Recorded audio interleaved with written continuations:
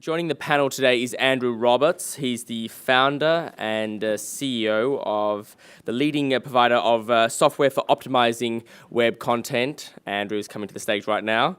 Then behind him, we've got Leigh Jasper, who is the co-founder and CEO of Aconex. Aconex is an online project management and collaboration software tool. In the middle will be Kate Kendall. Kate is the British-Australian entrepreneur. She is a digital marketing and community strategist based in New York. Her blog, The Fetch, was nominated as one of the top 10 founder blogs every entrepreneur should follow.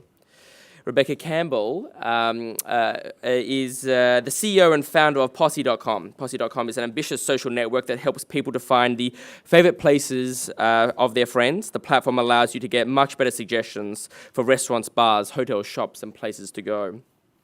Moderating this panel on the far side is Sarah Backhouse, who's the founder of Future 360, a next-generation clean tech video platform. Sarah was honoured as one of 50 leading women who will shape Australia's future in 2011 by the Australian government and Advance. Over to you, Sarah. Thank you. Thank you, Louis.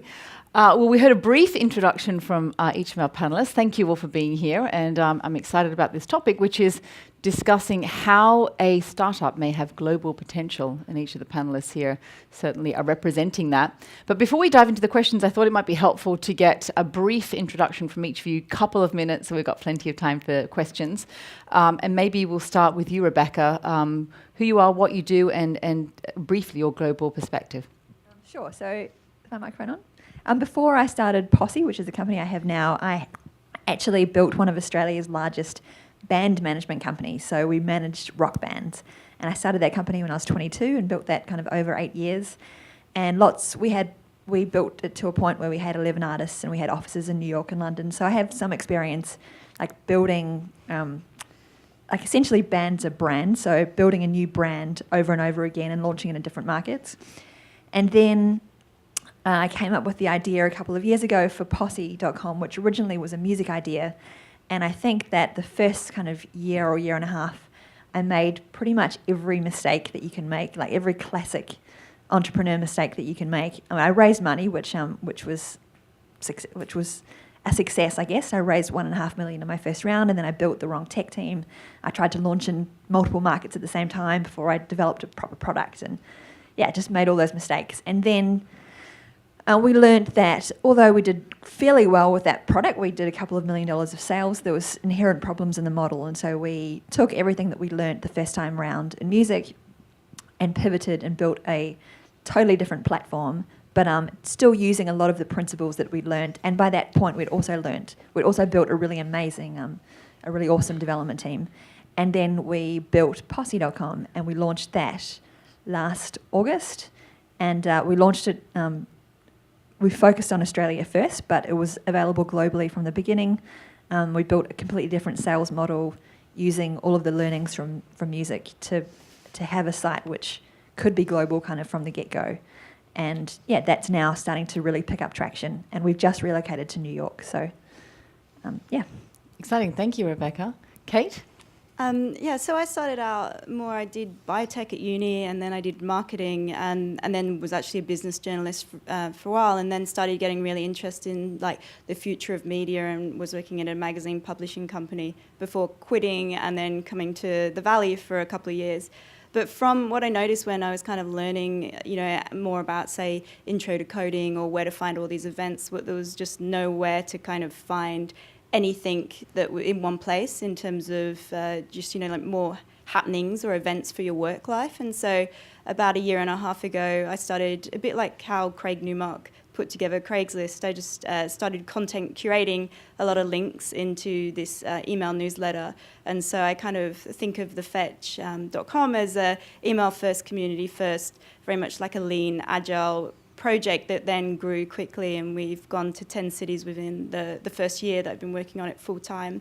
And now it's kind of slotting in more of that platform piece to really scale. So it's definitely that answering that question of, how do you find out what's on in a city? Say you're here for this weekend or this week, and you're like, how do I actually uncover what's happening in San Francisco or the Bay Area? And then people are just like, check the Fetch, it's got everything you need to know. So I've still got a long way to go. I feel like it's just the beginning, but definitely a lot of kind of experience now in these different markets. So everywhere from and we've just launched, New Zealand, we're in North America, Europe, and Asia Pacific. So it's been interesting to date. Thank you. Over to you, Leigh. So Aconex is a web-based system for managing all of the information processes on large projects. So we effectively follow large projects around the world. We work on everything from small projects, say McDonald's restaurants, right up to the Panama Canal. And because we're software as a service, we're able to literally roll the service out to any country in the world. So we've got projects in about 70 odd countries, but we're serving a real industry. So we're serving construction projects, infrastructure projects. So we do need to have staff on the ground. So the downside of that, or the upside, depending how you look at it, the upside is you have a lot of travel, but the downside is you have a lot of travel. The upside is you get to visit a lot of interesting places.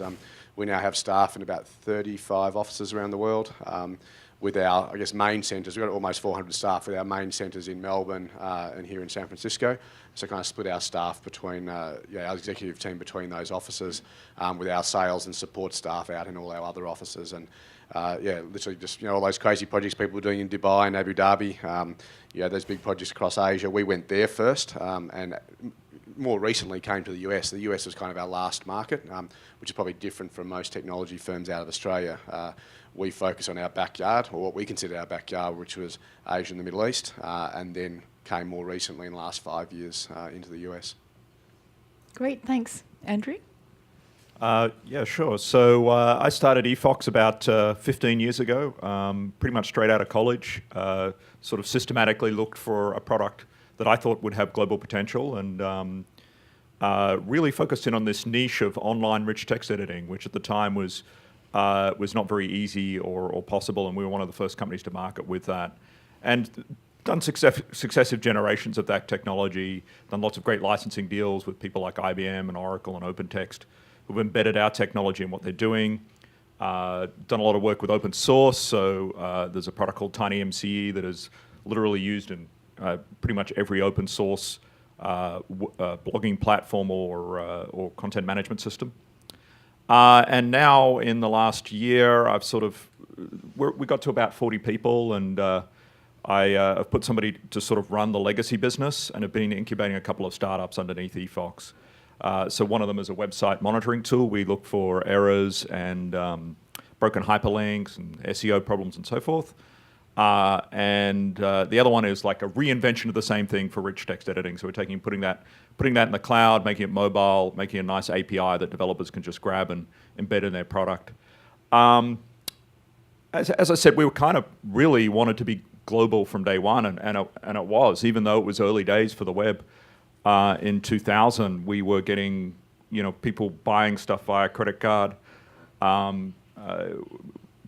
Not too dissimilar to the experience that Atlassian had when they first launched.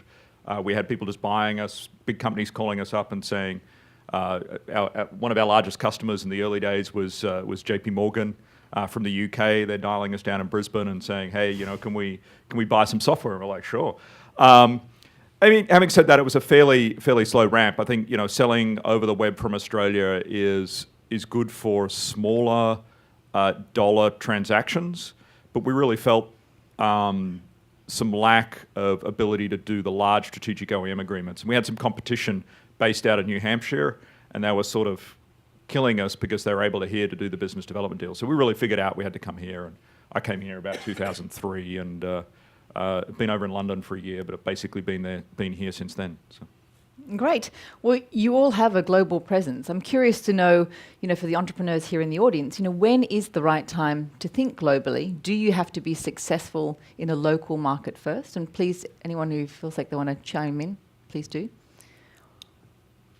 I'll jump in.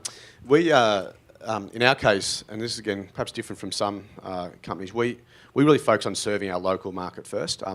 We always viewed that because we're web-based, we could be a global business, but and we built it with that in mind. So we always, we had multilingual, everything built from day one. But we started serving customers first and foremost in Australia. And in our case, we were serving construction infrastructure, so it was a good way for us to start to get some exposure. But then within a few years, we started, or a couple of years, I guess, we then started to put feelers out into international markets, and always viewed ourselves as a global business that started in Australia rather than an Australian business going global. But we didn't rush too fast. I think the other thing we did differently to a lot of businesses, we've completely avoided the US. believed that we would have had, there are a number of competitors coming up in this market that were doing similar things to what we were doing, so we completely avoided it. We found that they stumbled, and that's why we then came into this market. So again, we took a little bit of a different approach. Rather than going straight into the US, we focused on areas where we thought we would be stronger and have more competitive advantage, and for us that was Asia and the Middle East, primarily, where we expanded first. I'd say like some Australian startups are doing what I call like localized clones of perhaps successful US startups. And I think, you know, that's fantastic to just focus on local. Some of them start thinking global, but really, you know, if you want to, it's a bit like in Berlin in Germany, you know, they often get acquired. So they'll do Wimdu, which is Airbnb clone, and then they try and, you know, look at that kind of acquisition. So I don't necessarily think it's about, oh, you have to be global from day one. It really depends. If you're doing like a Southeast Asia play, you know, really focus on that market, for instance. But yeah, I think don't get caught up. Really see if you can actually get adoption with people who are around you. I was in Bali last year for Startup Abroad, and they've got the concept in Bali called family, village, community. And you hear about, you know, users and community, and they're often kind of esoteric terms. But if you think of the first people using your product as your kind of family, then if you've not even got your family or your friends using, I think then it's kind of too soon to start thinking, oh, we're going to be global. So really, you know, focus on local adoption. Rebekah? So I think it really depends on what you want to do, and like you know, everyone's an entrepreneur because they're passionate about creating something, right? So it really depends what you want to create. If you want to create something in Australia or for Japan because that's what you're really passionate about, then go for it. But for us, that we wanted to build a global product, and so that was kind of that was my focus from the very beginning. I do think there is a lot to be said though for building a product at home and getting, like, Australia is a really nice place to fly under the radar. It doesn't really matter if you're covered in press there, and if lots of people go to your website and you know, it doesn't work or the user experience isn't right. You can make a lot of mistakes in Australia, and then by the time you come to America and then you get covered in TechCrunch, and you've already you have a lot of advantage over other companies that have just started here and haven't had the opportunity to kind of have all those learnings. So I think there's a lot to be said for starting in Australia or starting at home, and getting a really good sense of who your customers are and why they're using it, and you know, getting your product to a point where you feel like you can launch it in other markets.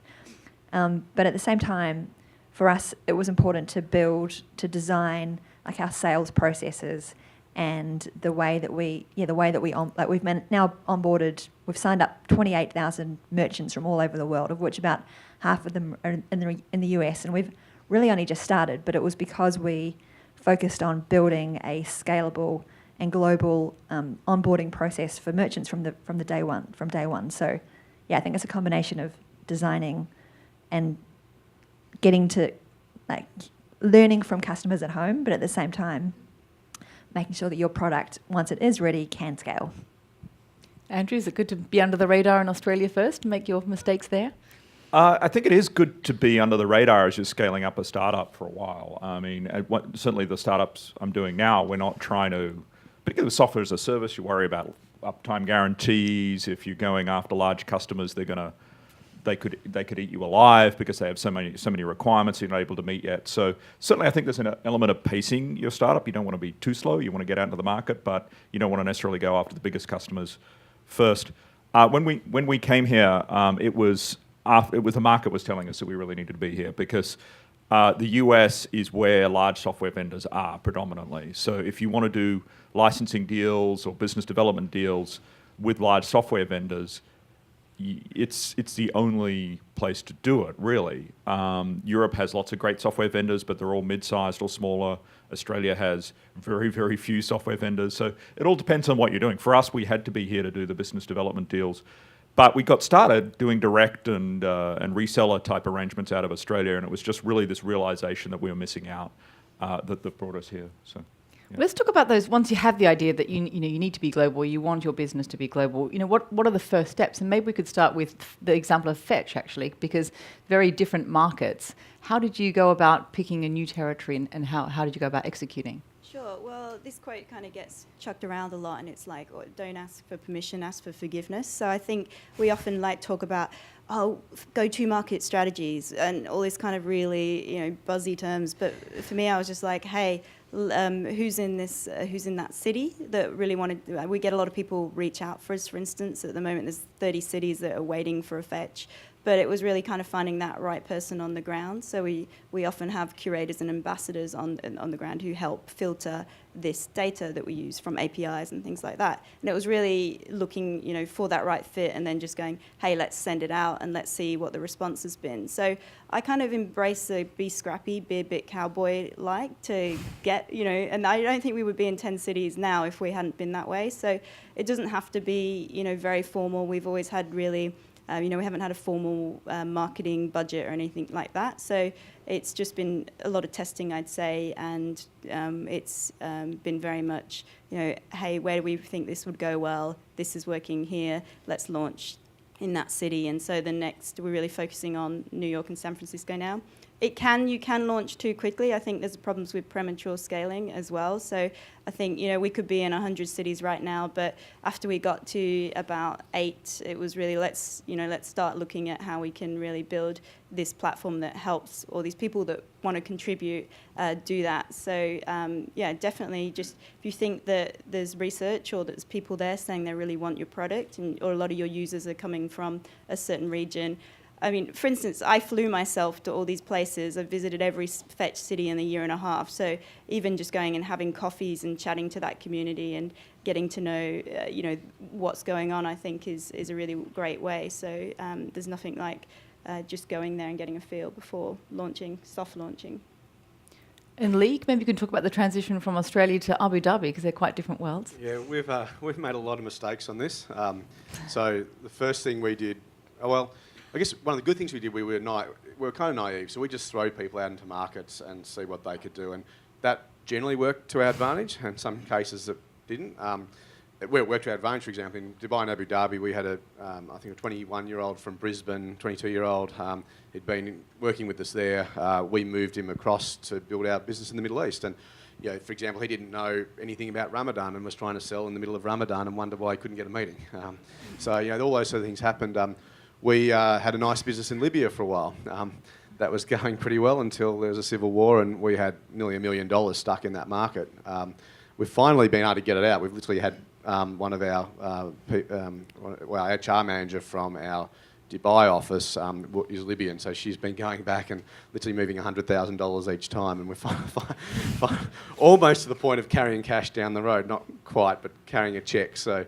And making sure, she doesn't lose it on the way. So there's been lots of those sorts of things that haven't necessarily always worked out, but we've taken an approach of just get somebody into a market, often an Australian, just to get it moving, but then we always hire locals. So, the thing for us has always been get locals in, and in places like China and India and the Middle East and other markets that we operate, you've got to have locals. And you may have an Australian to start it, but it's really important you then hire locals. That would be kind of the main thing that we've learnt over the years.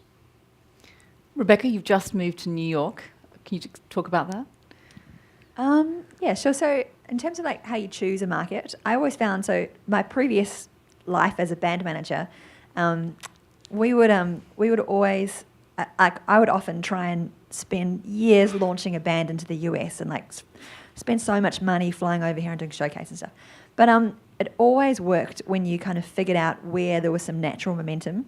So if a band started to become popular in Japan or in France or in Italy, then if you could focus on that market, then that would always be where you would have the most success. So I think just getting a product out and getting some people on the ground in whatever way you choose to do it. We have at Posse we have an advisor program, which is what we call it, where we advertise on jobs boards all over the world, and we recruit 200 effectively interns to work for us in all these different cities around the world for a month, and it's just like a month program. It's repeated every 4 weeks. They do 2 activities a week for 4 weeks, and at the end of those 4 weeks they get a letter for their resume. And so it's just it's a killer program we've developed over the last kind of 5 or 6 months, and it just grows every time, and you develop these communities in different cities around the world, and they do things like they run user experience tests, they organise meetups in their town, they interview retailers, they do blogs, and it really creates these kind of connected communities, and that starts to build momentum in cities. We have some odd cities like Portland and San Diego, like odd cities which have really started to take off for us, and Japan is starting to really grow for us. So, yeah, I think just anything you can do to like whatever is appropriate for your product to get it in the hands of people in different places around the world, and then just start to monitor where you get natural momentum, and then focus on that as opposed to focusing necessarily on, where you think that you should be.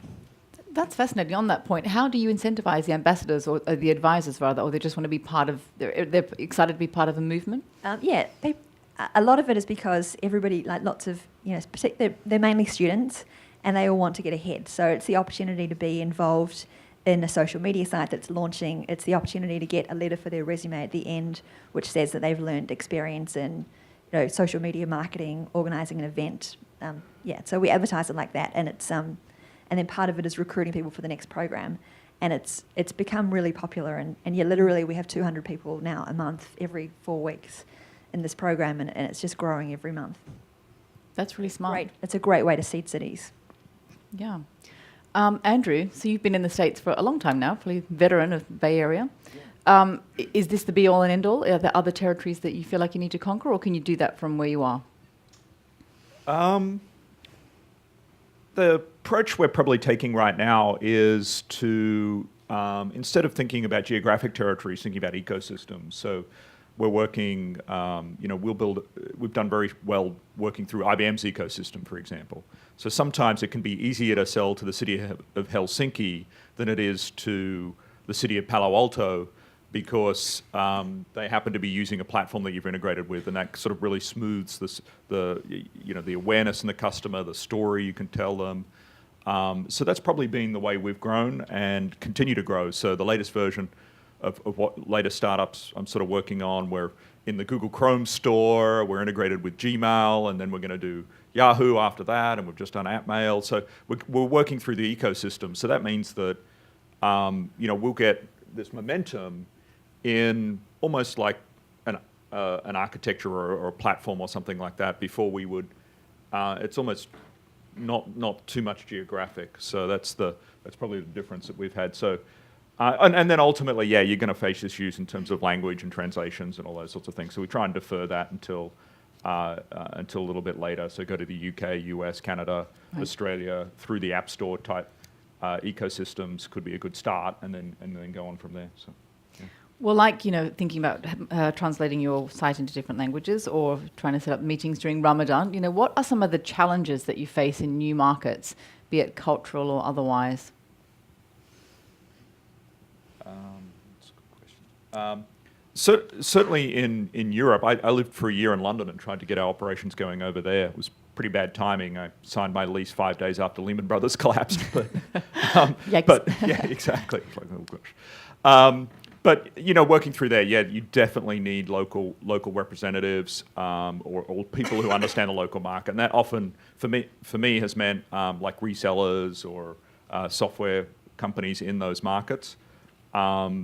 Doing it without that, some countries it'll work, but a lot won't. So Spain, Italy, Portugal, forget about it. You need local people.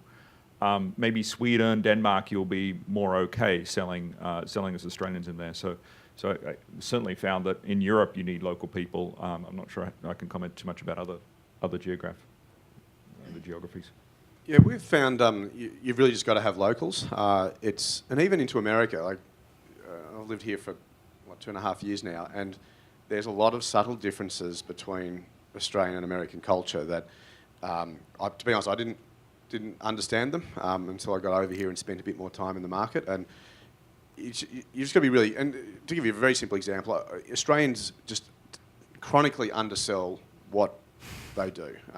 So if you're presenting to an American client, we tend, and maybe it's a tall poppy thing or whatever it is, but even yesterday I was speaking to an American guy, I said, a lot of Australians will say, we're only we're only 100 people, or we're only 40 people, or we're only whatever the number is, and rather than saying we're the best at what we do for these reasons. So that's one of the big things particularly in America, is selling what we do. And Australians, we like to, and it's great, we should be humble, or should absolutely remain humble, but do that, but sell in a way that's confident about what we can do. And I think in so many markets we've been into, just getting that confidence to go out and sell what we've got and not be overly, sort of not understate what we're doing, actually state it properly. And look, we still don't do it as well as we could, but I think, we probably learnt our lessons there that, particularly in, say, the American market, you have to sell properly. The other thing I'd say is that we've tried to export our Australian culture. So while we hire locally and we'll hire people, as much as possible from that local market, we've tried to really embed our Australian culture in the business. And people like a lot of things about Australian culture, kind of the lack of hierarchy, a general humility if it's, not taken to the extreme and not being able to sell.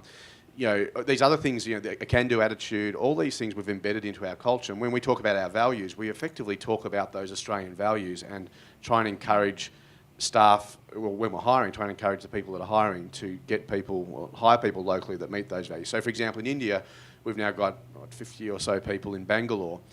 We've had to hire people in the Indian market that get that Australian culture. So they're happy to be in a company that has less hierarchy, where they're going to have to be a bit more innovative and get on and do things. Somebody who will just do what they're told will just not fit with our culture. So, and we've had a few mistakes in the Indian market. We've hired people that really didn't fit, but we've also now found people that really do fit with the culture, and they love that Australian culture. So I think it's blending that with the local market that we've found has generally worked pretty well. You've got to mention sense of humour. Yep, sense of humour is Core part. important. But even a very simple thing in an American meeting, for example, Australians always talk. We can't talk crap for a while. The first 5 or 10 minutes of the meeting, you'll talk footy or whatever, and that can be okay in America.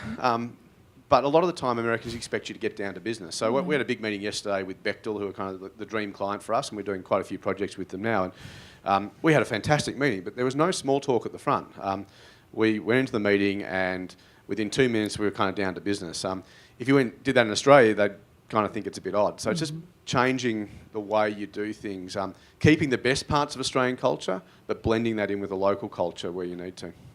You have to be really direct, I think, and really persistent. So sometimes, say, if I sent an email out and they're like, oh, I'm just busy right now, to me, I'm just like, oh, I'll never contact them again. But I've really learned since being in America, you can contact, 7 times. They're just, because it's so competitive and big, that's what they're just brought up with. And my friend recently, American, moved to the UK, and I feel like there's even more manners and small talk there. And she's just like, every weekend, every Monday morning when I get back to work, I have to say, how was your weekend? I hope you had a nice weekend. It's not straight into, have you got this ready for me now? So I'm actually really embracing that kind of get in there and be more direct. And I think that humility comment is important. But again, bringing out those jazz hands, it's just so almost foreign sometimes for Australians. So I think we definitely have to sell ourselves a lot better. Some of the challenges I've found with scaling and localizing with the fetch is that often you need to piggyback resources from whatever region you're in.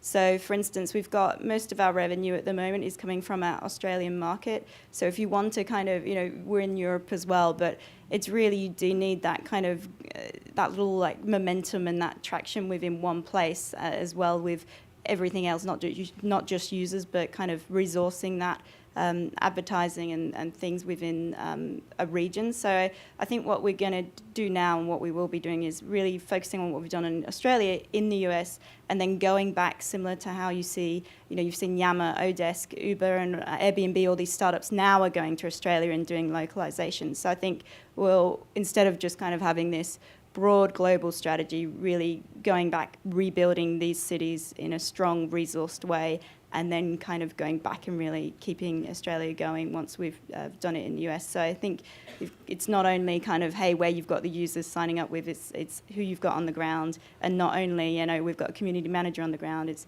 that salesperson and that team. So it really does make a difference.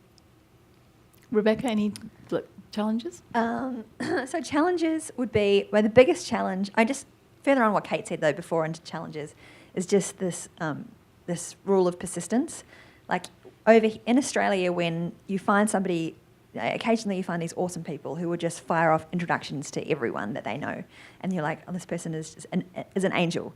And then you follow them up and you try to set up meetings. In Australia, most people will come back to you, but here, no one will come back to you. You have to plan on nobody ever coming back to you, and that it's going to take you following up at least twice, but often 3 or 4 times before they'll come back to you and you actually get that meeting. So I think really just like, giving up sense of kind of shame and just being willing to hustle. Really a lot of it here is about hustling. We were just at South by Southwest and we launched there about 4 weeks ago, and I got I've never hustled like that before in my life. Like, we were in the hotel lobbies giving out these maps that we'd made of Austin. We were in the lines giving out cupcakes to people, and I happened to give cupcakes to people that were from NBC News, and then we were on the lead story in the news that night. Like, but it's all about hustling, and you really have to kind of that's just something that it's not natural as an Australian. You have to learn and be willing to do it. And I think that the biggest challenge, though, for us of launching in multiple markets or other markets other than your primary market is just spreading yourself too thin. So it's really hard right now. I'm in New York and we've got a community manager there, so there's 2 of us there, but the product team, we've got 6 engineers and a couple of designers back in Sydney and a salesperson in Sydney, and trying to communicate every day with that team is a real challenge. And I think when you start to expand to even, at more markets, I think that just becomes even harder. So I think that there's a balance that has to be struck between being ambitious and expanding and, growing quickly, which is what you need to do if you're in a position, like us, where you need to raise money, so you need to be showing a good sense of progress, but not spreading yourself too thin so that you lose focus and you can't really execute well on the markets that you are in. Just to add on when people getting back to you, referrals, like, people just love referrals and intros here. So, even it's just never cold. Like, I just think and then the quality of the referral that you get. So if you say looking to chat to an investor, go get, look at their portfolio and get the entrepreneur that's delivered them the best return. I mean, it's pretty obvious to do the intro. Don't just get even an intro of someone who's loosely known. So I think that's helped definitely with getting people back to you, and just, showing up at places that that they're going to be at, and organic kind of forming that relationship, because they do get a lot of people, in their eyes going, oh, I want to talk to you and meet you. So I think it's all very important. Another point to that persistence too is finding the right channel to reach that person. So some people are hopeless on email. You might send 5 emails, you get no response, but you leave a message and they call straight back. Or maybe they're on Twitter all the time. So it's finding which means of communication suit them. It's so true. Like, I even get contacted more for promotion from a lot of entrepreneurs, and they send me Facebook messages. I don't know what's happened. I want to disable Facebook inbox, but it's like, if you want to do a proposal, really look at how you should contact that person. It makes a massive difference. Absolutely. If you're asking for help, I think we've got time for a couple more questions before we open it up to the audience. But I'm curious to know if you had kind of one single piece of advice that you could give these entrepreneurs looking to scale globally, what would it be? I think mine would be, when you're hiring in the US at least, and in other markets as well, people are a lot more specialized here. So don't settle for a generic salesperson. Hire a business development person who's worked in your industry for at least 10 years, who has just that, zeroed in experience. Like, I don't know, if you're in construction, you get somebody who's sold for construction software companies previously. You don't need to get a generic software salesperson, or worse, a generic IT salesperson who used to sell printers or something. I mean, here you can get very, very, very targeted resources, and when you do, they bring so much more to the table, because they understand how the sector works. They understand they're going to have a lot of connections and so forth. So be extremely picky with hiring. The talent here is very good. It can be hard to find, hard to get. But if you can find somebody who just really knows your space, it's going to make all the difference when you do. That's great. I'd say don't assume it has to be the US. So look at other markets, depending on what your product and technology is. But certainly look at other markets as good places to start. And again, kind of what I was saying before, but take the best parts of Australian culture, but learn what to leave behind. Australians have a huge amount of things going for us, but there's some things like the underselling of what we do. Just kind of learn what works and what doesn't about our culture, and kind of see how that culture interfaces with other cultures, and just being open to that and open to changing and kind of leaving behind some of those bits that can hold us back, I think, is really important. I kind of feel that you should really start thinking about global once you've got a good, solid product market fit. Andrew Chen has a really good post on time to product market fit. I think as often new entrepreneurs, you think, let's go and get as many people on this platform as possible and just like, wow, users. But really looking at that stage scaling, I see a lot of successful entrepreneurs, when they do their second startup, they're often not out there trying to get press straight away. They're really trying to find that proper product market fit before they start expanding. So I think don't get caught up in the lights of going global until you really know what your focus is and what you're doing. I would say just like in product design, you are taught to kind of to start basic and then just test everything and just try and test as many things as you possibly can.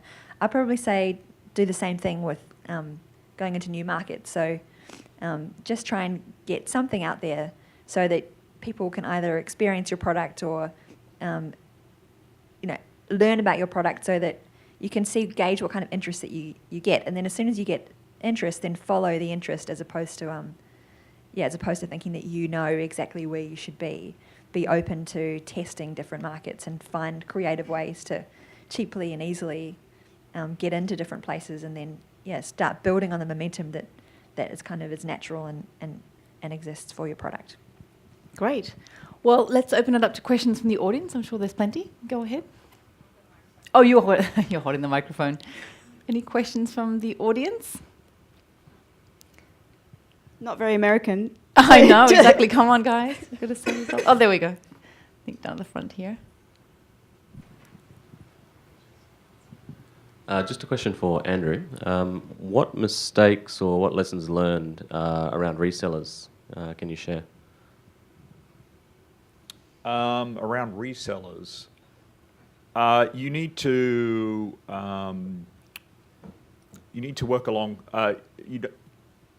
Enterprise resellers in particular, they may have the customer relationships. They're generally terrible at actually selling your product for you. You need to sell it. They'll just sort of open the door for you, maybe attend a sales meeting with you, but it's not going to reduce the need for you to actually sell the product. On enterprise resellers, for other resellers, just qualify. There's just huge numbers. You don't want to waste your time with somebody who doesn't really have a customer base. There's a lot of Americans love to talk and blah blah blah, and so you qualify the resellers, and if you're working the enterprise, don't forego the need. It doesn't forego the need for you to actually sell it as well. So, yeah. Great. Anyone else? Yes. Just right. Sorry, it doesn't get picked up. Just a question for Rebekah. You've obviously launched an application into a market that's so huge. I'm just wondering about the first steps towards traction, what you did and how that sort of played out over the first few weeks or months. Of going into a new market or of starting in our first market, which was starting up. From the first sort of launch. When we launched the retail product, which launched we started in kind of private beta last August. So we kept it very small from the beginning, and we invited in. It was invite only, and we invited in friends and family, and then friends of friends, and just so we could learn how people were using the product and improve it. And we made huge changes to what we originally thought, how we thought it was originally going to work, and then we kept building. We didn't do any marketing, but we grew to about 10,000 users in 6 months. And then we were like, okay, we had to balance the fact that it's probably product wasn't at a point where it was perfect to then go and launch into the US. It's not like we spent years developing this product and we're like, okay, now we are viral, we're hitting all of the engagement metrics we want to hit, and now we're going to launch in the US, because that's just not realistic to. In a perfect world, you would do that, but when you have raised money and you have a team and you've got to raise more money, then you've got to kind of, at some point, you've got to push some scaling into new markets, and so you've got to balance the need to grow to continue to show traction with, and also to fend off kind of like competitors doing the same thing, with the perfect world. Iterating until you have a perfect product and then launching it. And so we launched at South by Southwest about 5 weeks ago, and we had the product by then at a point that was pretty good. And then really it was about hustling, and it was about, we did a lot of things to set up South by Southwest well. We got lots of very influential people that go to South by Southwest using the product in the 2 weeks before, and we blogged on each of them a few times a day, and then they were talking about it on social media. We timed our press so that we got a big article in TechCrunch the day that South by Southwest started. We hustled when we got there. We obviously got the NBC News thing, which was huge for us as well. And then it started taking off out of South by Southwest.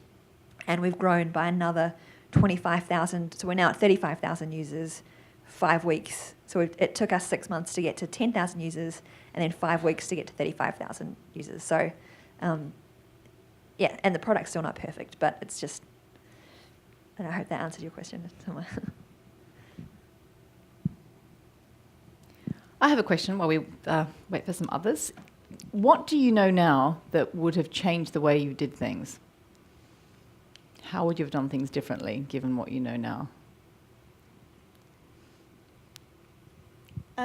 I'll just add something. So there's a great app called Buffer. I don't know if people use it for social sharing, but they have an inbuilt it's like a freemium model, but you can set up for a pro account from day one. So it's a $10 a month charge, but already they're making $100K a month now. And I think once you start getting that kind of revenue in the early days, you're less dependent on obviously going back for more VC and more VC. I mean, it can be like crack. So I think from day one, I would really, I think if I was doing the fetch again, I would inbuild like a pro account from day one and start to really think about that subscription model as well as advertising. And I think we're going to play around with some of those things now. But yeah, definitely look at your business model as well in that. So that's what I would say. That's good advice. I'm a fan of Buffer. It's awesome. Yeah, it's amazing. Anyone else have some input on that? Look like you want to say something there, Leigh. I've got dozens of things we would have done differently. But I think in our case, certainly, and this is probably more recently, getting understanding where a longer-term exit is going to be and structure for that up front. So what I mean by that is that probably the poorest pieces of advice we got in the early days were on how we structured the company, because the advice wasn't right in terms of how we structured our shareholdings and all those sorts of things. And I think Australian companies are better at that these days, I think, generally. And certainly some of the, StartMate and others are doing the programs to bring companies here and elsewhere. I think are largely setting up companies, at least into the US market, as Delaware corporations. But we were set up as an Australian company, and given, down the track an exit's likely to be into the US market for us, that created complexities and cost. So just having some view of what the right corporate structure is, and it's sort of easy in the early days to spend all your time, and you need to spend a lot of time on product and sales. I mean, they're the two things that drive a company, but at least carving out a little bit of time to think about the mechanics of the business and the corporate structure is really important. And if you don't do that, you'll end up either giving a lot to the tax man in multiple countries, or you're just not having a structure that a VC can invest into, or a private equity group can invest into. So spending a little bit of time with the lawyers and spending a bit of money on lawyers too. I know it's getting good lawyers. It's going cheap on lawyers and going cheap on advisors is just bad, particularly up front. I know it's hard, and if you haven't got a lot of money, it's something that you want to put into the product, but you pay for it later. And I think there's some things that we would definitely have done differently in our structure around our shareholdings if we'd thought about it up front and spent more time on it.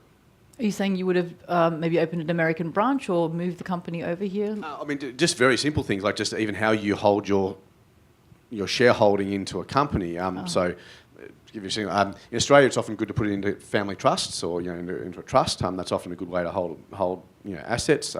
In the US, your trusts are treated as, because of the way certain things happened 5 or 10 years ago with tax avoidance, every offshore trust is treated as almost like you're avoiding tax. So then what it means is you then have to spend a lot of money going through the accounting of those sort of things. So just a very simple example. Another thing we probably would have incorporated into the US, or at least had a quicker path to that. Maybe not day one, but certainly after a year or two may have moved our domicile across to the US. But just thinking that through, and it doesn't mean you have to be a US domicile company, but at least having a path to do that. And so the thing that stopped us moving was just the IP. So we built up this asset in our IP, which if we tried to move it to the US, we've all of a sudden got whatever that IP is worth, but probably millions of dollars worth of tax to move it across into the US because we have to pay capital gains on that asset in Australia. So there was just complexities that we hadn't thought about that just ended up costing us a lot of money, quite frankly. So we had, in the process of going through the expensive and cumbersome process of flipping our company so that we have a US investor, hopefully likely to come in soon, and so that requires us to be a US company, and it's an expensive and arduous process. But on the flip side of that, we scored $1.4 million worth of Commercialisation Australia grants, which we would never have gotten if we were a US company. So I guess there's some great grant programs in Australia which you can't tap into if you're a US company. So I guess you've got to kind of consider those things. Things that I did at the very beginning when I started the music company, I got really excited at the global potential of this new idea that I had, and then I went and I had good contacts from my previous company all over the world, and so the first 6 months I went out and I had great high-level meetings in the US and the UK, and I put somebody on the ground in the US and the UK, and we hadn't even really raised a proper round or built a product, and it was a big mistake because we hadn't built the product. Now I was spreading any small amount of resources that I had was spread incredibly thin, and then we ended up winding back all of those companies, and then we ended up moving from music anyway. But had we stuck with music, we kind of had appeared like we'd started and then stopped and then started again. So I think, doing things the second time around, we really focused on getting it right in Australia before we felt like we had a product that we could confidently go and talk to prospective partners about in other markets. The other thing that I did wrong the first time round, which I fixed the second time round, was our sales and marketing process. So with the music site, we had a product which required us to go and sell, band to band or client to client. And just the cost, I didn't really focus on the cost of acquiring every client.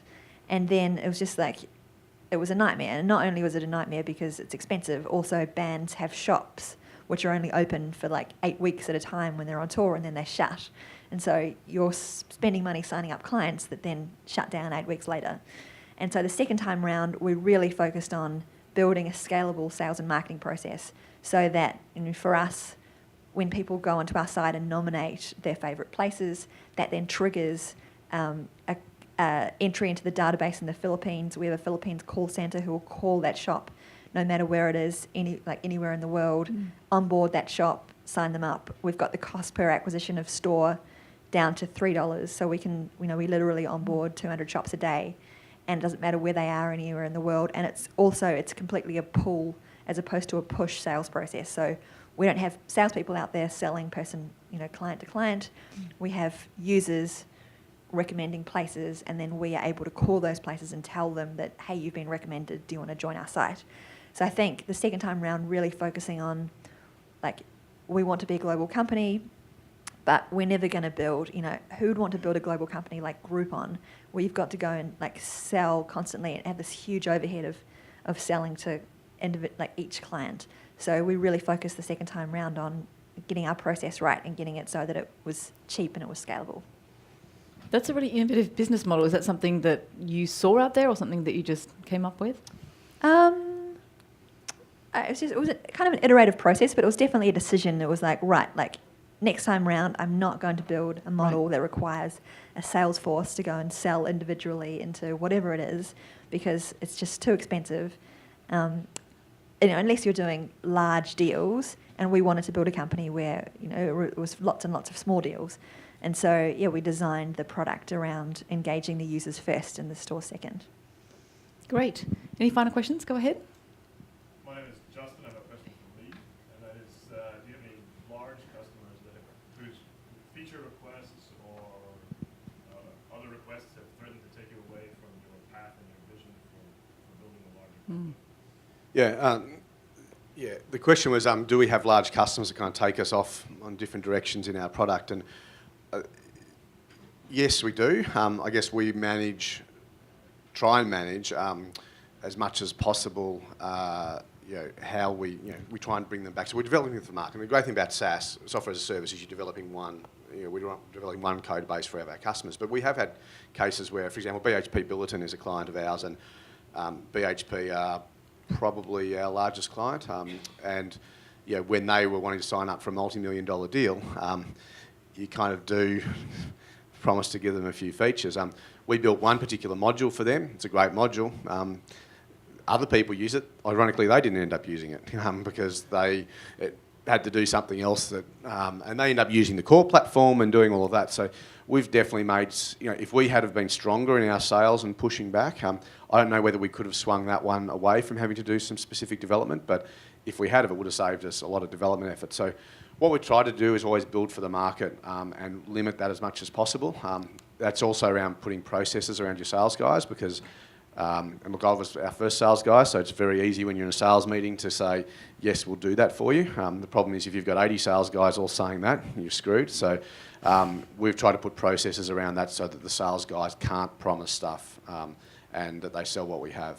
But every now and then the cat gets out of the bag on one or two deals, and BHP was an example of that. So fortunately, in most cases where that's happened, it's been something that everybody wants. So if that's the best case where you're going to build it anyway, the client asks for it, and you do it as part of the deal. Great. Well, if there's no more further questions, I think we're coming to the end of our time. So I'd like to thank our panellists for an inspiring and informative talk. Hopefully you got some great takeaways.